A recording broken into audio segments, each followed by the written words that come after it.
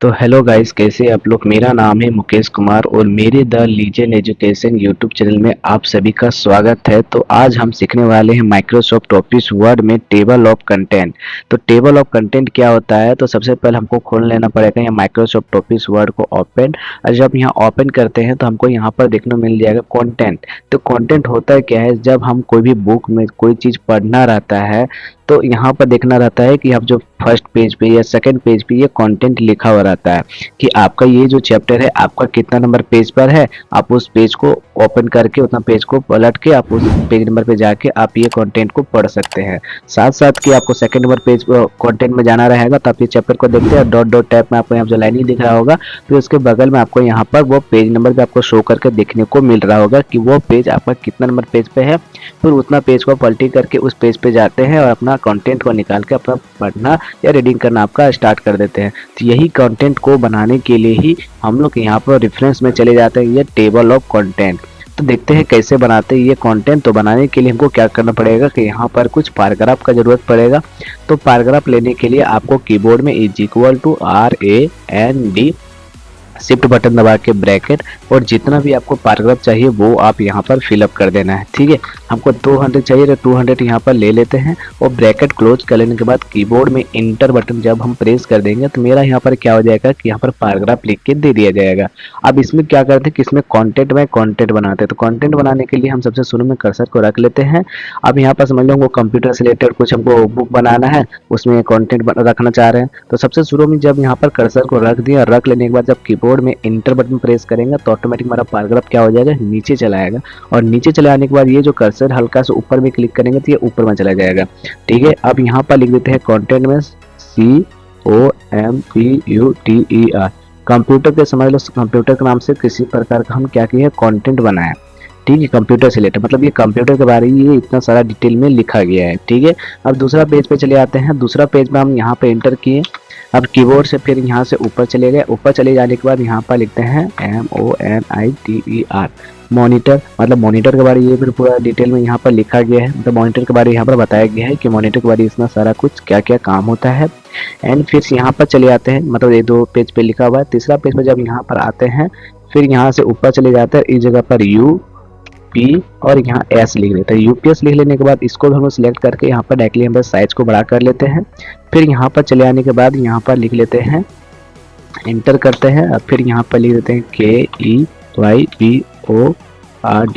Keyboard लिख देने के बाद फिर इसको सिलेक्ट करके अपने को यहाँ पर साइज को बड़ा कर दिए। फिर यहाँ से स्क्रॉल कर लेने के बाद 1 2 3 पेज को आपको छोड़ देना है। छोड़ लेने के बाद आपको फिर से नीचे चले आना है। फिर कीबोर्ड में इंटर बटन प्रेस करेंगे और यहाँ पर लिखना पड़ेगा UPS हो गया था, आप लिखते हैं CPU लिख देने के बाद आप फिर से इसको आपको क्या करना है, सिलेक्ट कर लेना है। सिलेक्ट कर लेने के बाद आपको यहाँ पर क्या करना है, साइज को यहाँ से बड़ा कर लेना है। ठीक है, तो आप यहाँ पर मॉनिटर लिख लिए, कीबोर्ड लिख लिए, CPU लिख लिए। ठीक है, और यहाँ पर माउस लिख देते हैं। 1 2 3 पेज को छोड़ देते हैं और यहाँ स्क्रॉल कर लेने के बाद इंटर क्लिक किए और यहाँ से ऊपर चले जाने के बाद MOUSE माउस लिख दिया। और इसको भी हम लोग क्या करते हैं, इसको भी सिलेक्ट करके अपने को यहाँ साइज को बड़ा कर लेते हैं। मतलब इस टाइप हम लोग क्या कर सकते हैं, कंटेंट बाय कंटेंट बना सकते हैं। ठीक है, तो इस टाइप हम लोग यहाँ बना लिए। अब सारा कंटेंट को आपको करना क्या है कि सबसे ऊपर चले आना है। चले आने के बाद आपको क्या करना है, इस कंटेंट को सिलेक्ट कर लेने के बाद आपको चले जाना है रेफरेंस वाला ऑप्शन पे। अब जब इसके ऊपर में चले जाएंगे तो आपको यहाँ पर देखने को मिल जाएगा एड टेक्स्ट। आप क्या कर सकते हैं कि लेवल 1 में क्लिक करेंगे, कुछ स्टेप आपका ब्लिंक करके देखने को मिल जाएगा। लेवल 2 में क्लिक करेंगे, हल्का सा ऊपर में रहेगा।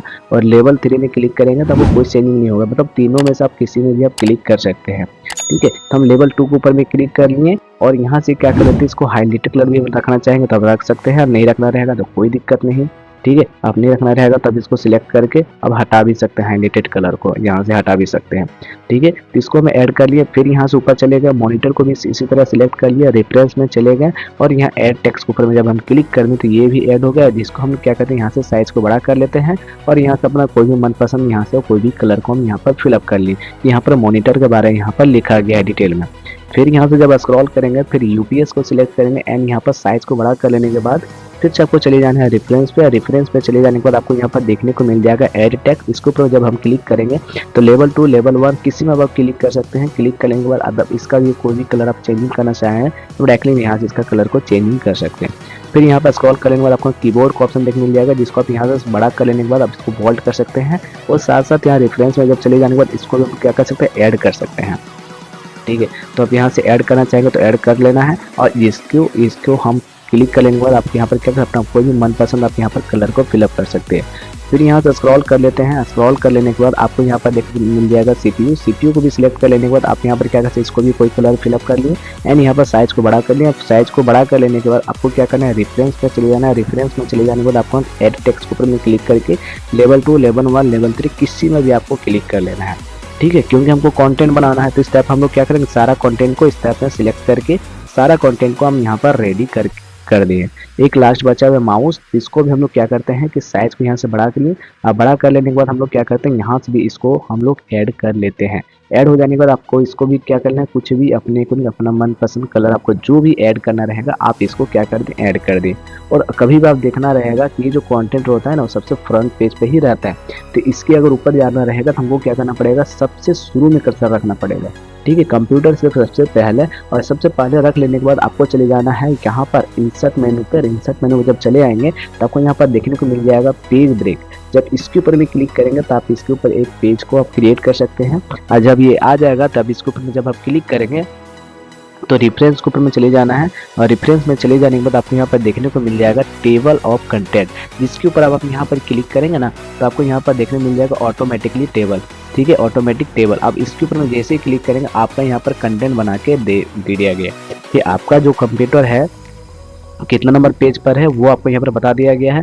मॉनिटर है आपका कितना पेज नंबर पे है वो चीज़ आपको बता दिया गया है एंड यूपीएस जो है आपका कितना पेज नंबर पे है वो आपको बता दिया है। कीबोर्ड आपका कितना पेज नंबर पे है, आप डायरेक्टली वो चीज़ को आप यहाँ पर काम कर सकते हैं। और साथ साथ ये लिंक भी बना दिया जाता है, बताया गया है कि control+ click to follow link, मतलब इसको आप यहाँ पर कंट्रोल बटन, कीबोर्ड में अगर कंट्रोल बटन दबा के वहाँ पर हाथ का चिन्ह आ जाएगा, इसके ऊपर जैसे आप यहाँ पर क्लिक करेंगे उस कंटेंट में आप ऑटोमेटिकली पहुंच जाएंगे और डायरेक्टली उस चीज़ को आप यहाँ पर रीडिंग कर सकते हैं।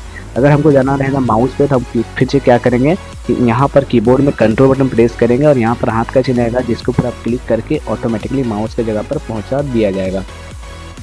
अब ये तो हम समझ गए कंटेंट बनाने के लिए। कंटेंट बनाने के जब समझ गए तो हमको यहाँ पर देखना है टेबल ऑफ लिखा हुआ अपडेट टेबल। अब ये काम क्या करता है, तो अपडेट टेबल का मतलब होता है जितना भी हम कंटेंट बनाए उसमें से कोई भी एक्स्ट्रा और जैसे चैप्टर हमको मिल गया और उसको भी हमको जैसे ऐड करना चाह रहे हैं, ठीक है, तो उसको भी आप क्या कर सकते हैं, ऐड कर सकते हैं। ऐड करने के लिए आपको क्या करना है, सबसे शुरू में कर्सर को रख लेना है और कीबोर्ड से इंटर बटन प्रेस करके फिर यहाँ से ऊपर चले जाते हैं, लिखते हैं PRINTER।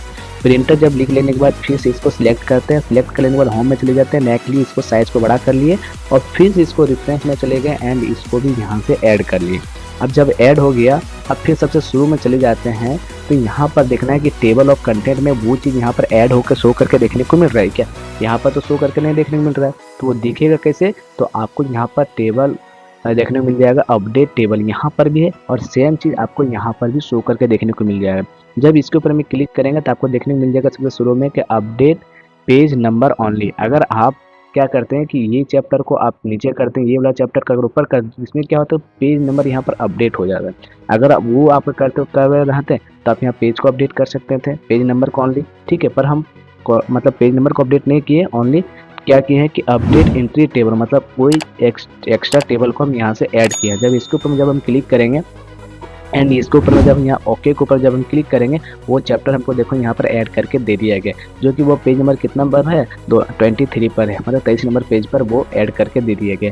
तो इस टाइप में हम लोग क्या कर सकते हैं कि टेबल ऑफ कंटेंट का काम करते हैं एंड एड टेक्स्ट का काम होता है और यहाँ पर अपडेट टेबल का काम को किया जाता है। तब नेक्स्ट वीडियो हम समझने वाले हैं फुटनोट का यूज किस तरह से किया जाता है। तो चलिए चलते हैं नेक्स्ट वीडियो में और समझते हैं फुटनोट का यूज किस प्रकार से किया जाता है।